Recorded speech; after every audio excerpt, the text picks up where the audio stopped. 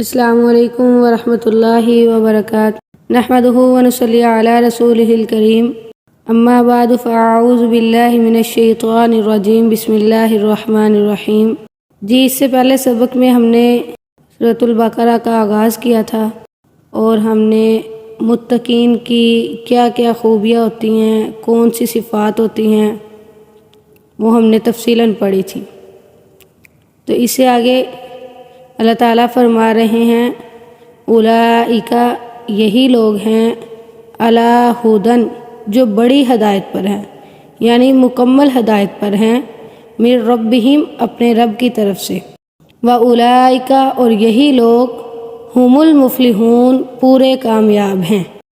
اب اللہ تعالیٰ نے اس آیت میں یہ کہا ہے کہ یہی لوگ جو اپنے رب کی طرف سے پوری ہدایت پر ہیں، بڑی ہدایت پر ہیں، اور یہی لوگ مکمل کامیاب ہیں، پورے کامیاب ہیں، یعنی ان کی کامیابی میں کوئی شک نہیں ہے۔ تو یہ جو اولئک کی ضمیر ہے یہ پچھلی آیات کی طرف جا رہی ہے، یعنی یہ جو متقی لوگ ہیں جن کے اندر یہ صفات پائی جاتی ہیں کہ یؤمنون بالغیب، وہ غیب پر ایمان لاتے ہیں، نماز قائم کرتے ہیں، زکوٰۃ ادا کرتے ہیں، اور جو اللہ تعالیٰ نے انہیں دیا اس میں سے خرچ کرتے ہیں، آسمانی کتابوں پر ایمان لاتے ہیں، آخرت کے دن پر یقین رکھتے ہیں، جن میں یہ خوبیاں پائی جاتی ہیں، یہ صفات پائی جاتی ہیں، صرف پانا ہی نہیں ہے بلکہ ان پر عمل بھی ہے، تو ان کے بارے میں اللہ تعالیٰ فرما رہے ہیں کہ یہ اپنے رب کی طرف سے ہدایت پر ہیں اور ان کی کامیابی میں کوئی بھی شک نہیں ہے۔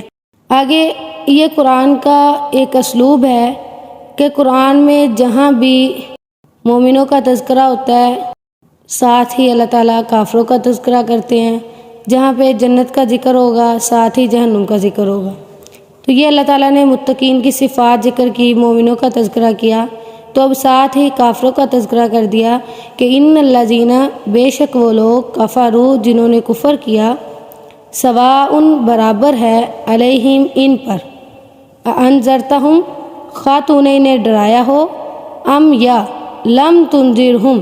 تو نے انہیں نہ ڈرایا ہو، لا یؤمنون، یہ ایمان نہیں لائیں گے۔ اچھا، یہاں پہ اللہ تعالیٰ فرما رہے ہیں کہ کافر جو ہیں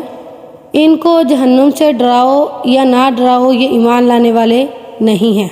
تو اس سے مراد سبھی کافر تو نہیں ہو سکتے، کیونکہ اللہ کے نبی کے دور میں بھی کئی کافر تھے جو مسلمان ہوئے، اور آج کے دور میں بھی دعوت دینے سے، اسلام کی دعوت، جو اسلام کی تبلیغ کرتے ہیں، تو کئی کافر ایسے ہیں جو مسلمان ہو رہے ہیں۔ تو اس کا مطلب کیا ہوگا کہ اللہ تعالیٰ فرما رہے ہیں یہ کافر ہیں، ان کو آپ ڈرائیں یا نہ ڈرائیں، یہ ایمان لانے والے نہیں ہیں۔ تو اس کا جواب یہ ہے، اس سے مراد تمام کافر نہیں ہیں، بلکہ وہ لوگ مراد ہیں جو پچھلی آیات میں چھ چیزیں متقین کی صفات ذکر کی گئی ہیں، ان کا انکار کر دیتے ہیں، یا ہٹ درمی کی وجہ سے سارا کچھ جانتے ہیں کہ ہاں یہ حق پر ہے، یہ حق بات ہے، سچی بات ہے، لیکن انہوں نے ٹھان رکھی ہوتی ہے کہ ہم نے ماننا ہی نہیں ہے۔ جیسے مدینہ کے یہودی تھے، انہیں پتہ تھا کہ اللہ کے نبی ان کی رسالت، یہ قرآن سچا ہے، اس میں کوئی جھوٹ نہیں ہے، تو رات میں اللہ کے نبی کی صفات ذکر کی گئی تھی، حق بات کو جانتے ہوئے بھی وہ ڈٹے ہوئے تھے کہ ہم نے ماننا ہی نہیں ہے۔ اسی طرح جیسے ابو جہل وغیرہ یہ بھی جانتے تھے کہ یہ نبی سچے ہیں، آخری نبی ہیں، یہ قرآن جو ہے ان کے پاس جو وحی آ رہی ہے وہ سچی ہے، لیکن اس کے باوجود انہوں نے ٹھان رکھی تھی کہ ہم نے ماننا نہیں ہے۔ تو ایسے لوگوں کے بارے میں اللہ فرما رہے ہیں کہ یہ ایمان لانے والے نہیں ہیں، کیونکہ جب کوئی سویا ہو اسے تو جگایا جا سکتا ہے، لیکن جو جاگتے ہوئے بھی مدہوش ہو جائے اسے نہیں جگایا جا سکتا۔ جس کو حق بات پتہ نہیں ہے اسے تو بتا کے سیدھے رستے کی طرف دعوت دے کے اللہ تعالیٰ کی توفیق سے وہ آ سکتا ہے سیدھے رستے پر، لیکن جو جانتا ہے اور جانتے ہوئے بھی نہیں مانتا، تو یہ اس کے بارے میں اللہ فرما رہے ہیں کہ جنہوں نے کفر کیا ہے آپ انہیں ڈرائیں یا نہ ڈرائیں، یہ ایمان لانے والے نہیں ہیں۔ تو اب اس کا مطلب یہ نہیں کہ ہم تبلیغ کرنا ہی چھوڑ دیں کہ جب اللہ نے کہہ دیا کہ کافر ایمان لانے والے نہیں ہیں، بلکہ اللہ تعالیٰ نے یہ فرمایا ہے کہ آپ انہیں ڈرائیں یا نہ ڈرائیں آپ پر برابر ہے، یہ نہیں فرمایا، بلکہ کیا فرمایا ہے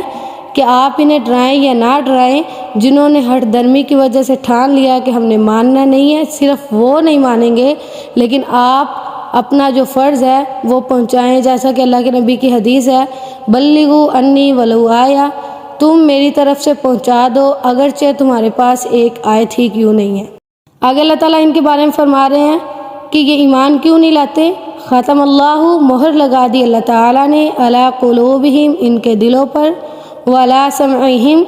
اور ان کے کانوں پر، وعلی ابصارہم، اور ان کی نگاہوں پر، غشاوۃ، بھاری پردہ ہے، وَلَهُمْ، اور ان کے لیے، عذاب عظیم، بہت بڑا عذاب ہے۔ اللہ تعالیٰ فرما رہے ہیں کہ ان کے دلوں پر، کانوں پر، آنکھوں پر مہر لگ گئی ہے۔ اس کا مطلب یہ ہے کہ ان کے دلوں پر حق بات اثر نہیں کرتی، ان کے کانوں پر مہر مطلب حق بات کو یہ سن نہیں سکتے، آنکھوں پر مہر مطلب حق بات کو یہ سمجھ نہیں سکتے۔ تو سوال یہ پیدا ہوتا ہے کہ جب اللہ تعالیٰ نے ہی مہر لگا دی ہے تو پھر ان کے لیے عذاب عظیم کیوں ہے؟ اس میں تو ان کا تو کوئی قصور نہیں ہے جب اللہ نے ہی ان کے دلوں پر مہر لگا دی ہے۔ تو اس کے بارے میں آگے قرآن کی ایک آیت ہے کہ بل طبع اللہ علیہا بکفرہم، اللہ تعالیٰ نے ان کے دلوں پر جو مہر لگائی ہے وہ اللہ کا ظلم نہیں ہے بلکہ ان کے کفر کی وجہ سے، جیسا کہ رسول اللہ صلی اللہ علیہ وسلم نے فرمایا